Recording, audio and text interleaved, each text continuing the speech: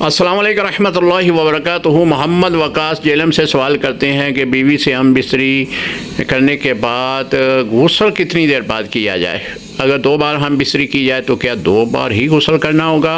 मोहम्मद वकास भाई, बीवी से हम बिस्तरी करने के फ़ौरन बाद गुस्ल ना किया जाए। अतिबा हज़रात ने अपनी किताबों में लिखा है कि फ़ौरन बाद गुस्ल करने के नुकसानात ये होते हैं कि असाब जिस्म के ढीले पड़ जाते हैं, कमज़ोरी लाहक हो जाती है, क्योंकि जब आदमी का अनजाल होता है तो उस वक़्त असाब ढीले पड़ जाते हैं और जिस्म जो है वो गर्म तबीयत की तरफ चले जाता है। तो अगर आप फिलफौर पानी बहाएंगे तो इससे ये है कि जिस्म के असाब जो हैं वो कमज़ोर हो जाएंगे। फिलफौर गुस्ल ना किया जाए, वक़्त दें, तकरीबन आधा पौना घंटे वक़्त जो है निकाल कर फिर गुस्ल करें, फिर फ़ौर गुस्ल ना किया जाए।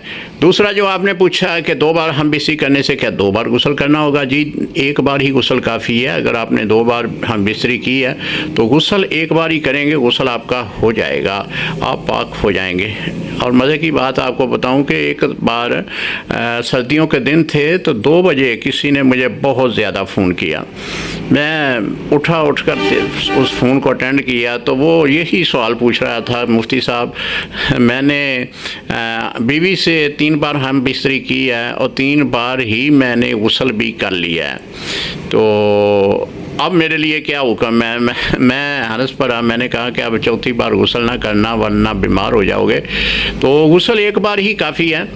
अगर 1 बार गुस्ल कर लिया तो आपका जिस्म पाक हो जाएगा। अस्सलामु अलैकुम रहमतुल्लाहि व बरकातुहू।